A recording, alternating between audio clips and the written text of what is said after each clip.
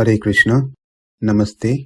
Chapter 14 is entitled as Gunatraya Vibhaha Yoga, Sloka 7. Rajo rāgātmakaṁ viddhi tṛṣṇā-saṅga-samudbhavam nibadhnāti kaunteya karma-saṅgena dehinam. We are in the section where Krishna explaining how the three modes, the gunas, sattva, rajas and tamas, binds the living entity. From the 6th sloka, we learned that among the three gunas, sattva guna considered to be free of impurities, impurity of covering the knowledge of the living entity, by which it promotes attachment to knowledge and happiness. And in this way, when one is attached to the knowledge and happiness, is forced to get engaged in actions, and those actions produces reaction, and those reactions are experienced by taking another body, and this cycle repeats. And today we are going to learn about rajoguna, how the rajoguna binds us. Let's first understand the meaning of the sloka. Rajaha, the quality of rajas, mode of passion. Rāgātmakaṁ literally means born of desire. tṛṣṇā-saṅga-samudbhavam, as the source of desire for the sense objects like shabda, sparsha, rupa, rasa, gandha, and craving or hankering to be completely attached with one's progeny and friends. Viddhi, know, kaunteya, O son of Kuntī, that rajas, dehinam, the embodied self, karma-saṅgena, by creating attachment to actions, nibadhnāti, binds. Translation: the mode of passion is born of unlimited desires and longings, O son of Kuntī, and because of this, the embodied living entity is bound to material fruitive action. Here, rāgātmakaṁ, which meant born of desire, or rajas, is identical to raga, the desire. But the way this has to be understood as rajas cannot be desire. They are two different things, but rajas is the cause of desire. Like how sattva guna is the cause of knowledge and happiness. That is something need to be understood. Otherwise, we may think that by the desires and longing, the rajoguna is produced. It is because of rajoguna that desires and longing get created. What is being said here is rajoguna is the reason for desire and affection. Desire in the form of attraction between opposite genders, and desire for the sense objects, and affection towards one's own sons, friends, relatives, etc. That create longing for actions, and that actions leads one into reaction, and that reaction could be good or bad based on the action he did, which could be action of good deed or action of sinful deed. Then these reaction due to the act becomes the cause of rebirth.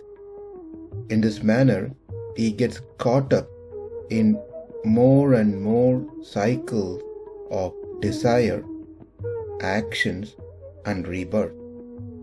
As he desires, he performs action. As he performs actions, that makes him to be reborn.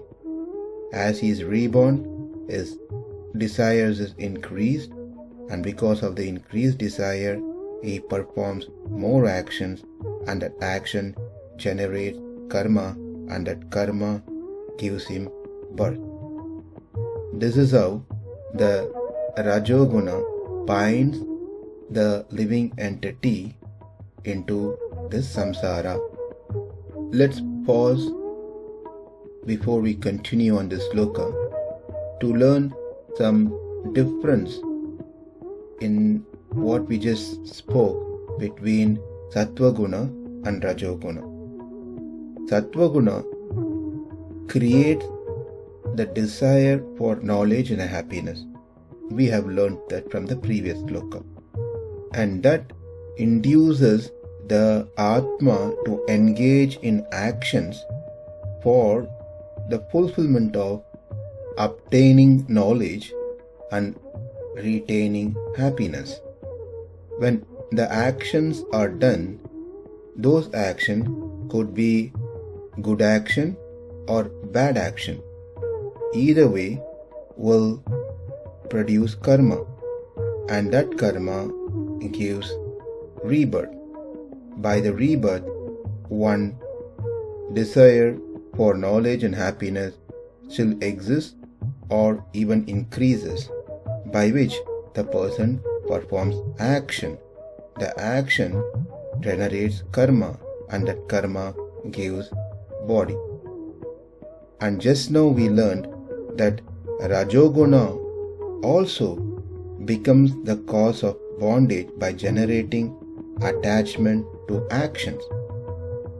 In sattva-guna, it's an action that's performed which gave more birth to the living entity. In rajoguna, it is the action which gave or gives the rebirth. In this respect, there is no difference between the two gunas, because in both cases the actions are performed. By performing an action, it creates karma, and that karma gives body. But there is a slight difference. Under sattva-guna, the importance is given to the goal. In this case, it is happiness. So, only happiness is important to a person. He will undertake an act only after properly analyzing, weighing the happiness factor, which is the goal factor. Therefore, his attachment is towards the goal.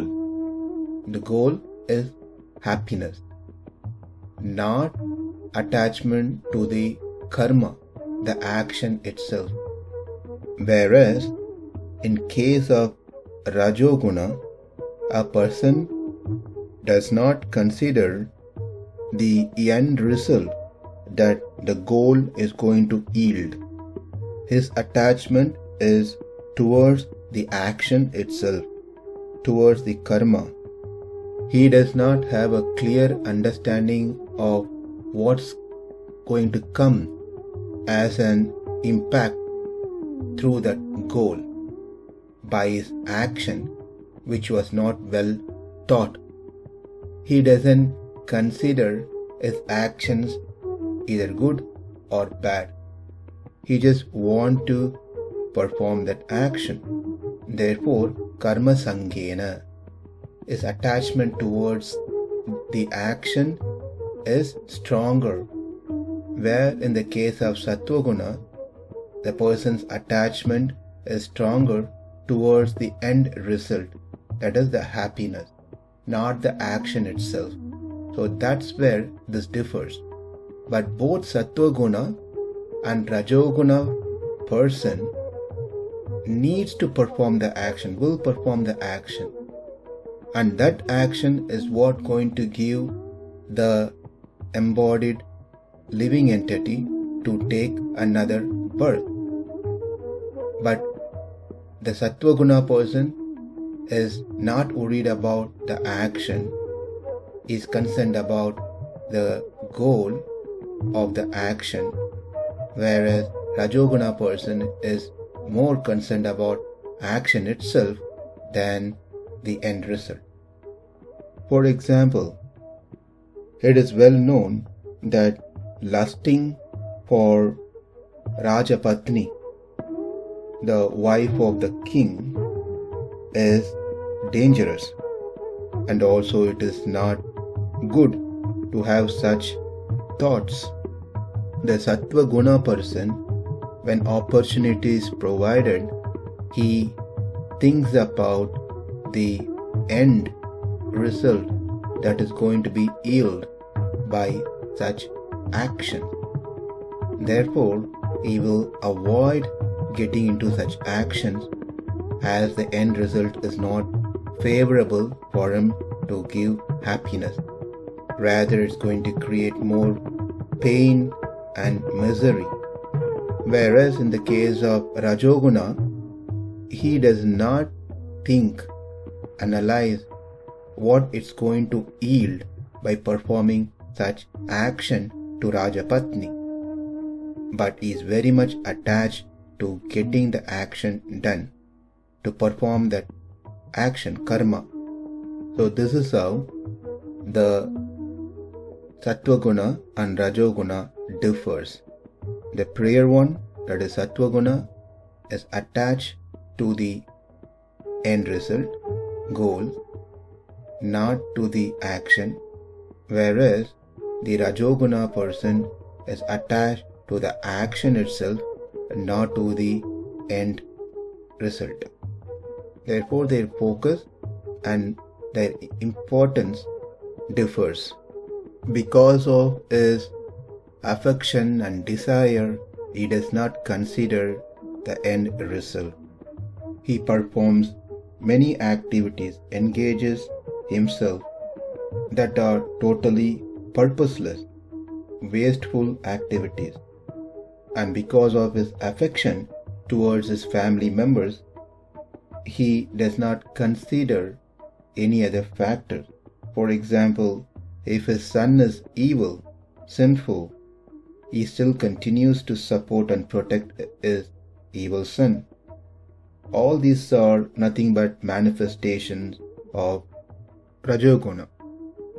This difference is something which is important to keep in mind, else it may appear there is no difference, as both gunas gives birth and entangles us in samsara.